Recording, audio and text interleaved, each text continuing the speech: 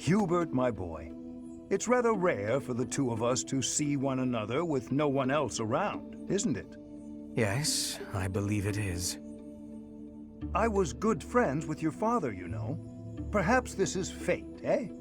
Of course, when I left the Empire, I broke off my friendship with him. And, well, everyone else. You were right to sever ties with such a miserable piece of filth. Sharp words, Hubert. Contemptible though your father may be, he is still your father. Don't overcomplicate it. I will not forgive him. Ever. Contemptible is just the right word for the wretch. Do you truly know what kind of man my father is?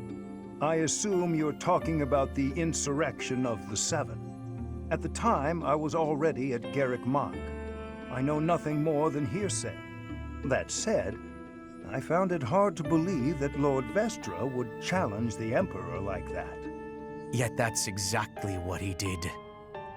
Since the dawn of the Adrestian Empire, House Vestra has served House Hresvelg as the Emperor's right hand. My father spat on a legacy of loyalty and devotion that had lasted 1100 years. He conspired with the ministers to usurp power from the Emperor and Lady Edelgard. In your father's defense, the Emperor was attempting to take power from the Seven Houses. The Emperor's reform was an attempt to concentrate power in the hands of the throne. The nobles put a stop to that. Emperor Ionius lost the ensuing power struggle. Now it is the nobles' turn to suffer defeat. Lady Edelgard will be Emperor. You hope she can cease this never-ending conflict? That's quite a goal, Hubert. I must thank you for lending your expertise to the aid of Her Majesty, Hanneman. Your gratitude is wasted on me, Hubert. I choose this situation entirely because it benefits me. I could carry out my research anywhere, of course, but that is, as they say, beside the point. Is that so? Hubert, there's something I want to tell you. Will you hear me out? Depends what it is. It concerns your father. Then no, absolutely not. Oh, by all means, cover your ears and run out of the room. I'll still speak the words, for I feel that I must.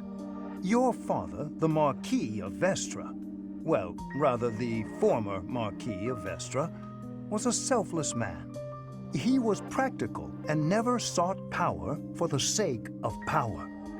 In that respect, you and he are rather alike.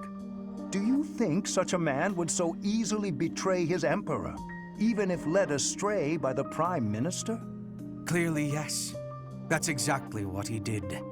He played a large part in the assault on the palace, personally spearheaded the Emperor's capture. The thought of those treacherous arms reaching out for Her Majesty is truly upsetting. Agreed.